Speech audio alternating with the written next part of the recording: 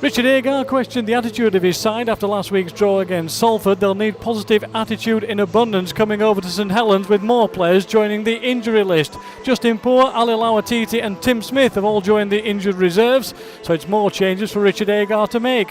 Saints coach Nathan Brown described the Wildcats as unpredictable, which is a bit rich from a side which has won everything away and nothing at all at home. So the Wildcats this evening line up with Richard Mathers in at fullback, Peter Fox and Ben Cockayne are on the wings, with Dean Collis and Rhys Lynn in at centres this time. Paul Sykes will be standoff, Kyle Wood at scrum half. Up front it's Ollie Wilkes and Kyle Moore back in the side. Paul Layton is at hooker. On the second row it's Vince Mellors and Frankie Mariano, with Danny Washbrook in at loose forward. On the interchange bench, Lee Smith, Kyle Trout, Matty Wilde and Chris Anakin. For St Helens they have Johnny Lomax at fullback. On the wings Tommy Makinson and Francis Melly, with Josh Jones and Jordan Turner the two centres. Lance O'Hire is standoff, with John Wilkin the captain at scrum half. Anthony LaFranchi is up front with Alex Walmsley. James Roby as always in at hooker. On the second row Willie Manu and Sia Soliola, and the loose forward is Anthony Walker. On the bench Louis McCarthy Scarsbrook, Mark Flanagan, Paul Clough and Jordan Hand. Wildcats then all in blue this evening, facing a St Helens side who have yet to win at home. But the Wildcats have had to reshuffle again with injuries, and Ben Cockayne will get us started tonight. Thumps one up into the dark skies above Langtree Park, and St Helens will drive it in first time, and Wilkes bounces off the tackle. The Saints pick up 7 or 8 on their first start here. Roby looks left. The Wildcats needing a strong start. Need to get the confidence up early on in this game. Moore and Washbrook into the tackle. Kyle Moore back in the side, back in the good books, and looking to prove himself.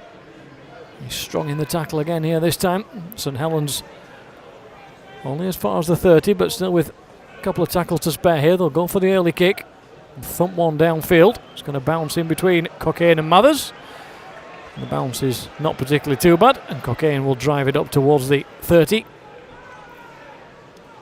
before he's thumped onto his back. A little bit greasy underfoot. Been a fair bit of rain on this side of the country earlier on in this afternoon. Kyle Moore takes it in, goes straight at Roby, looks for the offload. No option though, and Paul Layton will take it from dummy half into Washbrook. Next ball made all the way across towards Collis, who again pushes away, and Dean Collis has got away. He's got a man inside him, Mathers if he can get him, and Mathers could score here. Mathers will go over the line for the first try of the evening. Great move by the Wildcats, got it out wide to Dean Collis. He was away from the first tackle. Mariano eventually brings him down, but he's inside 10 metres already with tackles to spare. Melly drops one off. St Helens managed to keep the ball alive. Melly on for Wilkin. Wilkin's got a gap. He's got support, and the try will be scored. And it's Alex Walmsley, I think, who's gone over on his debut. It is. Forward.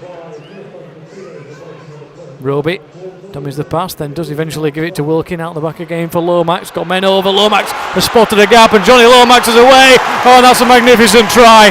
Lomax spotted the gap through the line, and once he got away from the first tacklers, he was gone. This defensive line at the moment, they'll come across for Wood again. Pucks it out of the air, dabs it through for Cockayne. Ben Cockayne's there first as he managed to put it down. Referee having a look at his in-goal judge and will give the decision to the Wildcats. The little kick through releases Melly. Melly's going to try and step inside, and he gets away from the first tackle and the second, and still manages to keep the ball alive. O'Hire will look again. He'll go left himself. He spotted a gap as Lance O'Hire, but it's ready in the end. Kyle Trout thumps him down to the floor. They'll go left this time with Roby, who tries to put the kick through. Fox doesn't quite get to it. Have St Helens got a hand on it? I think they have, and the referee's given the decision. And does well, picks up an extra couple of metres. Referee tells him to get up. He's looking to buy the penalty. Wilkin again tries to go short side, comes back across to O'Hire.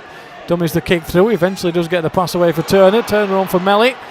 Wakefield there in numbers, but can they bring the big man down?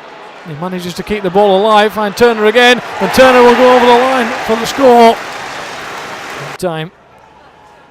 And Wakefield with defending to do inside their own 20 here. Wilkin Plucks it out of the air. McCarthy Scarsbrook's got a gap, and he's straight through the line for the on the last.